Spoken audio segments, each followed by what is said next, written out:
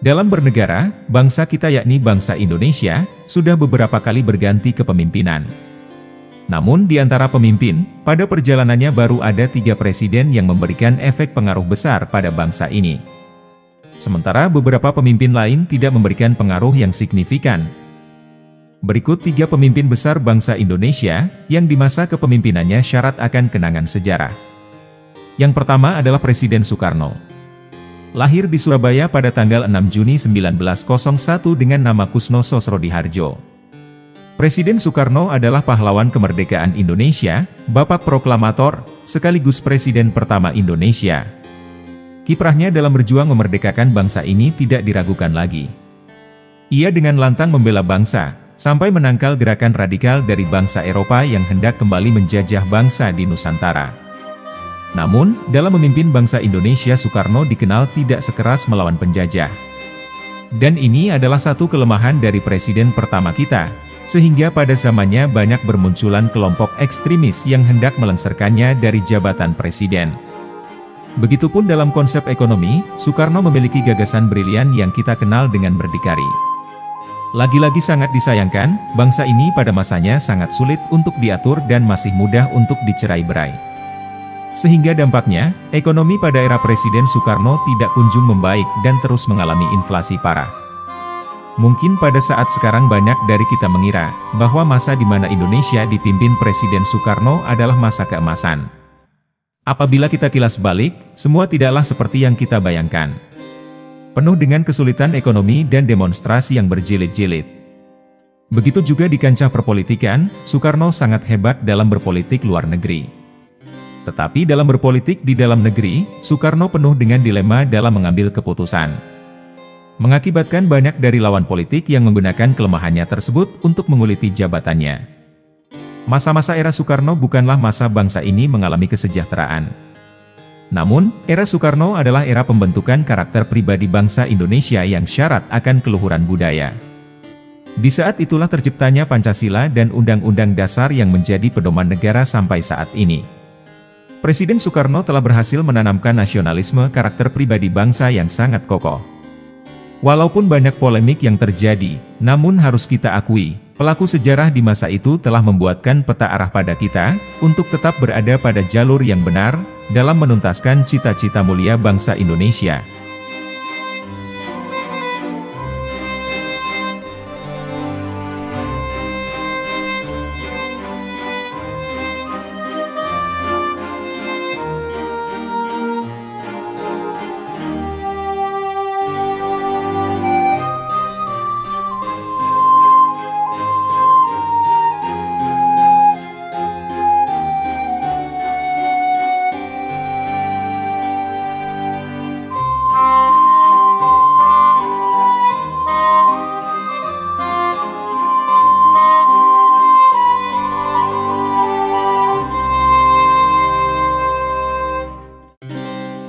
Yang kedua adalah Presiden Soeharto. Lahir di Dusun Kemusuk, Yogyakarta pada tanggal 8 Juni 1921.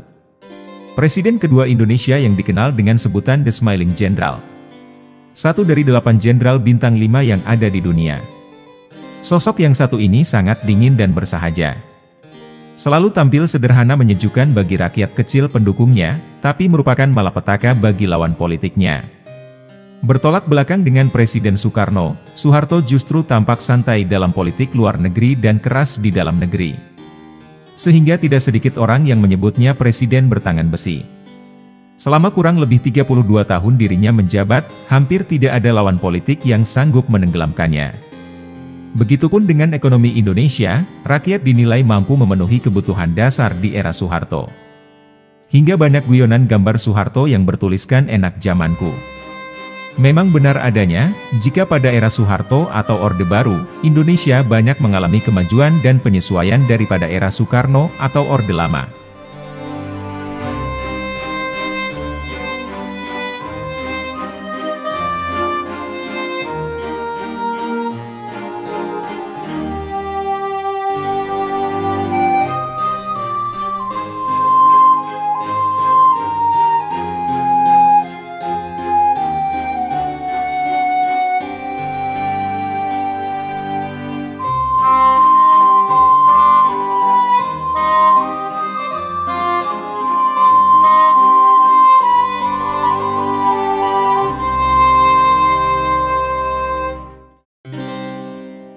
Terbukti dengan gencarnya pembangunan dan juga pertanian, hingga Indonesia mencapai swasembada pangan.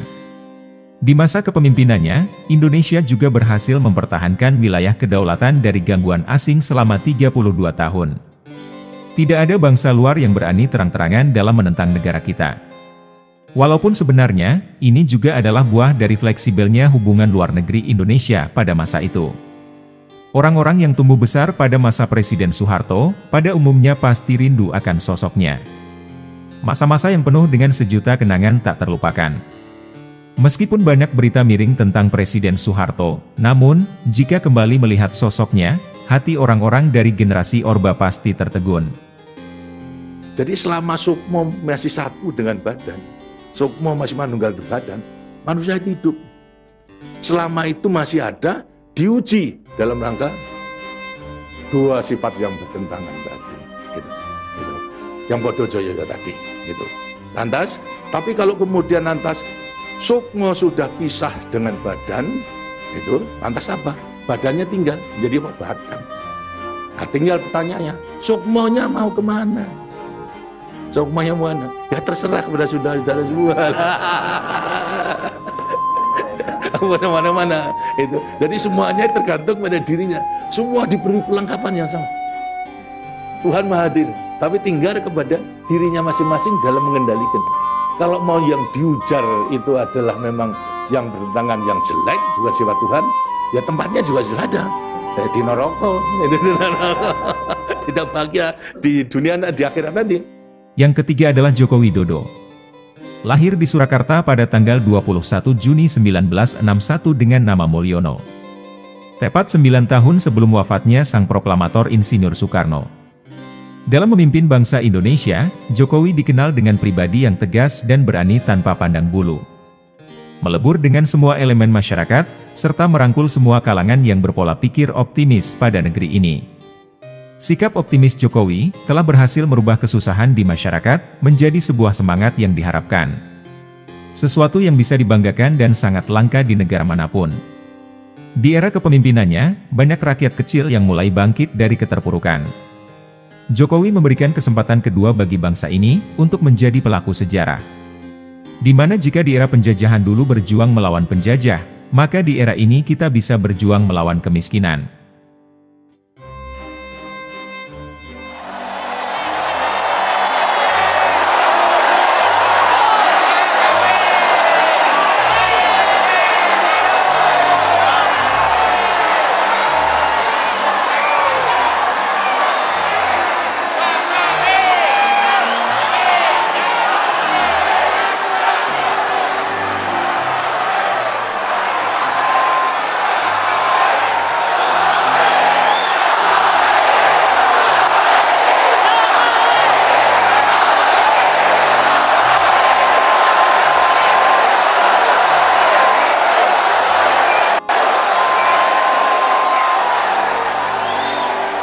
Bapak, Ibu, dan saudara-saudara sekalian yang saya hormati, tidak ada lagi pola pikir lama.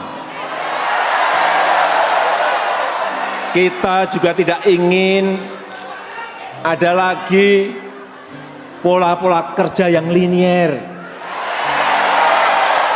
Tidak ada lagi kerja-kerja yang hanya rutinitas. Tidak ada lagi kerja-kerja yang monoton, yang begitu-begitu saja.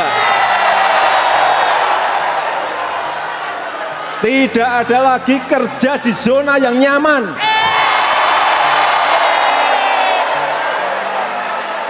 Penyakit kita ada di situ. Kita harus berubah. Kita harus berubah. Sekali lagi, kita harus berubah.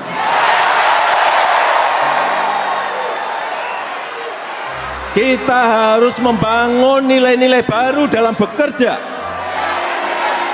yang menuntut kita harus cepat beradaptasi dengan perkembangan zaman. Jokowi juga adalah presiden yang bertipe pemikir terlebih pekerja keras.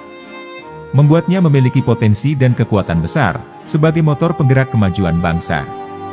Di mana jika rakyat Indonesia dipimpin oleh pemimpin yang bertipe seperti ini, maka semangat nasionalisme akan kembali membara, sehingga percepatan ekonomi akan tumbuh dan berkembang pesat, melebihi negara lain di masanya. Pembangunan juga gencar dikerjakan, guna menyiapkan peradaban Indonesia yang lebih maju dan modern di masa depan. Di bidang ekonomi, Jokowi terus menggenjot program pengentasan kemiskinan. Dan dalam hubungan politik baik di dalam maupun luar negeri, ia sangat piawai dalam memainkan perannya sebagai presiden dari bangsa yang besar. Untuk video selengkapnya tentang Jokowi bisa teman-teman lihat di video channel kami dengan judul, Jokowi Menuju Puncak Kejayaan.